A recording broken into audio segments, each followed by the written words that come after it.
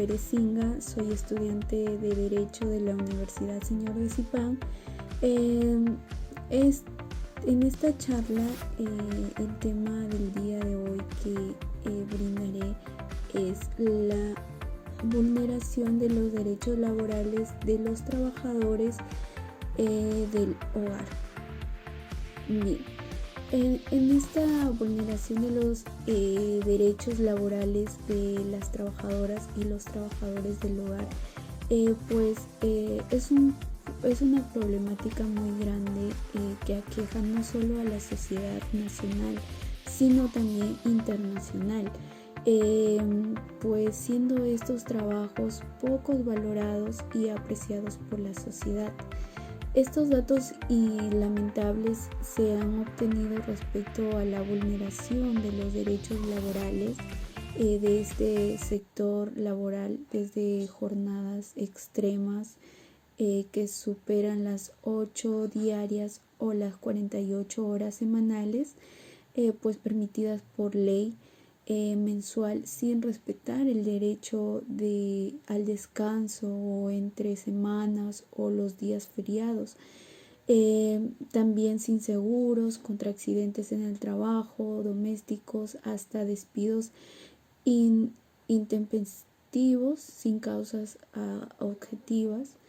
Esta situación, esta vulneración de los derechos laborales de las trabajadoras y trabajadoras, pues ha salido a reducir recientemente debido a lo que es a la pandemia por el COVID-19, demostrando pues la vulnerabilidad en la que viven millones de trabajadores y trabajadoras del hogar a nivel del mundo. En Perú salió una ley que es la ley 31047, que es la ley de trabajadoras y trabajadores del hogar, que fue publicado el 1 de octubre del 2020. Esta ley fue derogada así a la ley 27968, a la ley 27986, que venía regulando pues desde el año 2003. Mediante esta reciente norma pues se introducen nuevos criterios a favor de los trabajadores, así pues contemplando pues sus beneficios, ¿no? Como el beneficio del sueldo mínimo, el derecho a una CTS, gratificaciones, derechos colectivos, entre otros, ¿no? También cabe resaltar que en el Perú se ratificó el convenio de 189 el 26 de noviembre del 2018, que es el convenio de la Organización Internacional del Trabajo, mediante el cual pues se busca proteger y garantizar los derechos laborales de los trabajadores y las trabajadoras del hogar. Según este convenio de 189 de la Organización Internacional del Trabajo, pues este convenio lo define a lo que es el trabajo doméstico como un trabajo realizado en el hogar, mientras que el trabajo doméstico es conceptualizado como aquella persona de sexo masculino o femenino que realiza varias actividades domésticas. Es fundamental también aclarar que las características del trabajo doméstico remunerado son pues el hogar donde se realiza el trabajo, es un hogar privado, ¿no? También cabe resaltar que las actividades realizadas en el hogar consisten en el servicio a las personas que habitan en el hogar para su bienestar y convivencia. y el trabajo que se realiza bajo las órdenes y supervisiones directas de su empleador, a fin de que esto se constituya pues una relación laboral y con y un trabajo pues no regulado y sobre todo remunerado. El trabajo, bueno, la ley 31047, pues que es la ley de los trabajadoras y trabajadores del hogar, pues define que los trabajadores del hogar son aquellas personas que desarrollan labores propias del desenvolvimiento de la vida de un hogar y conservación de este. Este trabajo no genera un negocio o lucro económico para el empleador o su familia. Entonces también nos dice que los trabajadores esta ley en su artículo 3 pues nos dice, ¿no? Se refiere, nos establece que las labores o actividades que realizan los trabajadores o trabajadoras del hogar deben consistir en la limpieza, cocina, ayudante de cocina, lavado, planchado, asistencia, mantenimiento, cuidado de los niños o adolescentes, personas adultas o mayores, personas enfermas o personas con discapacidad, ¿no?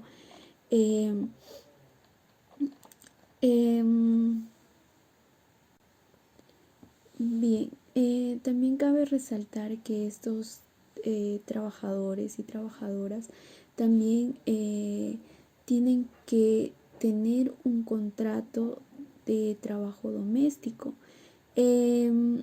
Según el autor Alarcón, nos define que el contrato de trabajo es un acto a través del cual las dos partes pues tienen por finalidad el establecer derechos y obligaciones entre ellos, ¿no? O sea, es decir, consiste en una prueba que el contrato es legal y constituye la existencia de un vínculo laboral, ¿no?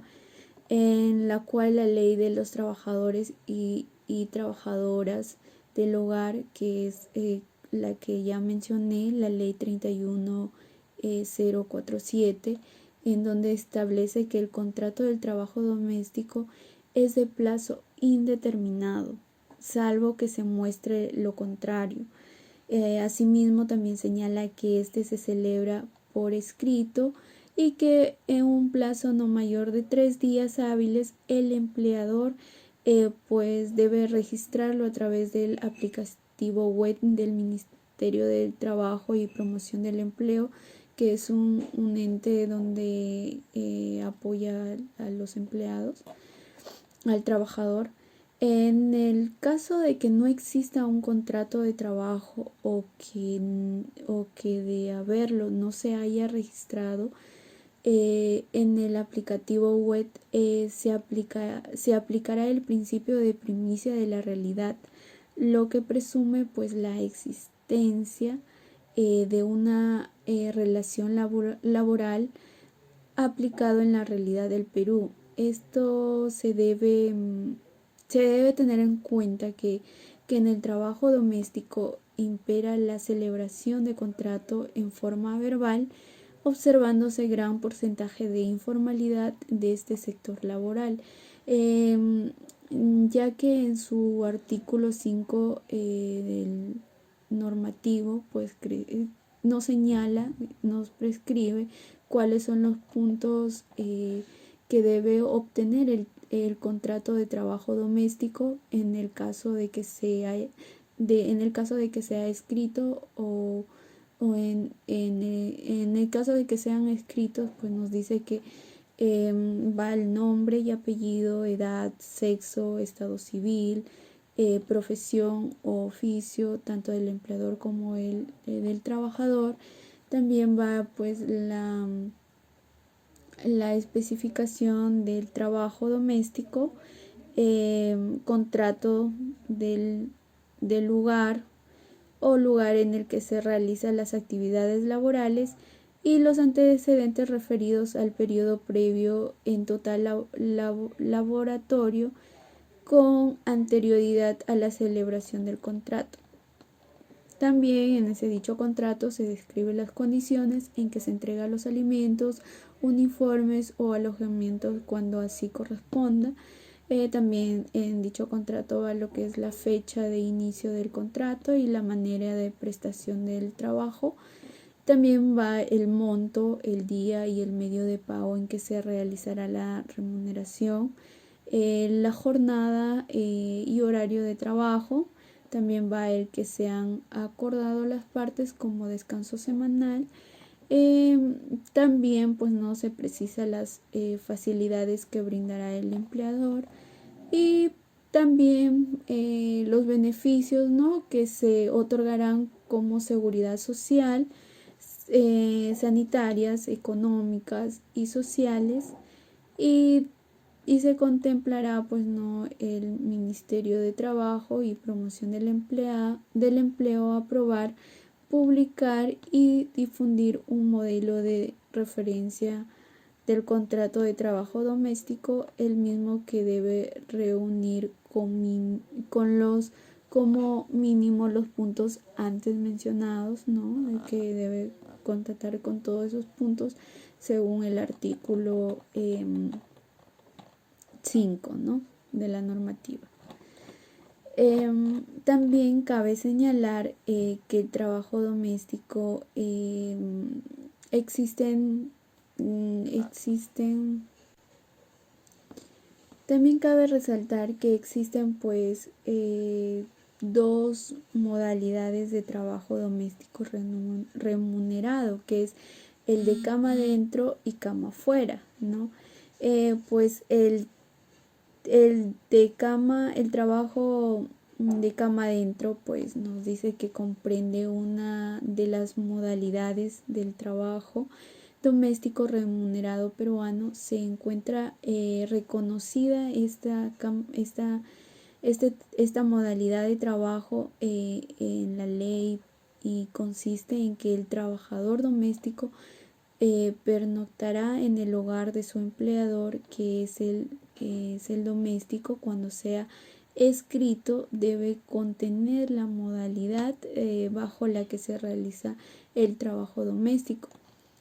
Esta modalidad de trabajo pues nos dice que su forma de pago será a favor del trabajador doméstico según lo establece la ley de los trabajadores y los trabajadores del hogar, que en su artículo 8 pues nos dice que pueden pagarse de manera semanal, quincenal o mensual, ello en base al acuerdo al que hayan pues no acordado dichas partes, ¿no?, en dicho contrato. El pago en esta modalidad puede ser de forma personal o mediante transferencia bancaria. Para su aplicación debe existir una autorización por parte del trabajador doméstico, es decir, que el empleador se encuentra en la obligación de otorgar una boleta de pago al trabajador, ¿no?, estableciendo dicho pago, ¿no? Esta debe pues ser firmada por el trabajador y empleador, ¿no?, en el cual uno pues debe ser firmado, uno debe ser entregado a la trabajadora o trabajador y el otro para el empleador. Esta boleta acreditará pues no el cumplimiento de dicho pago, ¿no?, la remuneración y demás que se ha hecho, ¿no? O sea, que sí se está efectuando pues no dicho lo que establece dicho artículo en dicha ley.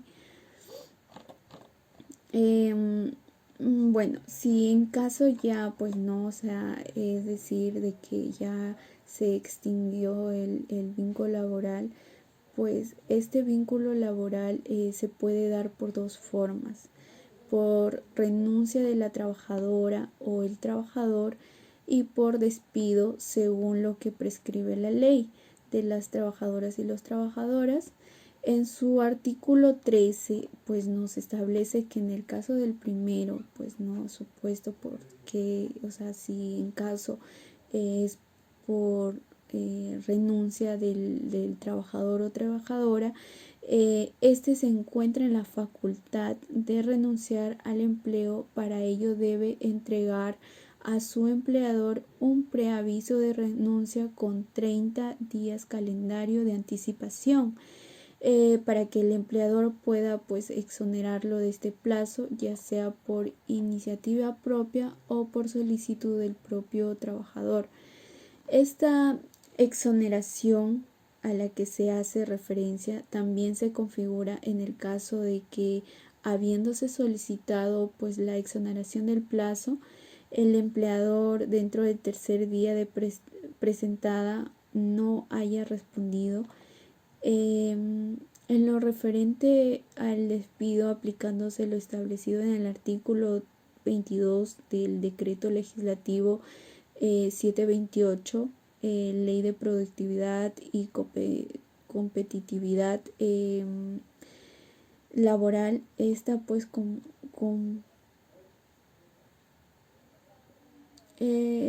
nos dice que el empleador puede despedir a la trabajadora o al trabajador cuando se corrobore la existencia de una causa justa contemplada en la ley y que haya sido comprobada por causa justa o aquella relación con la capacidad o con conducta del trabajador, ¿no? En cambio, a las causas justas relacionadas con la capacidad del trabajador, esta se hace referencia pues a las deficiencias físicas, intelectuales, mentales o sensoriales, las mismas que imposibilitan el desempeño idóneo de sus actividades. Esta pues en todo caso pues no,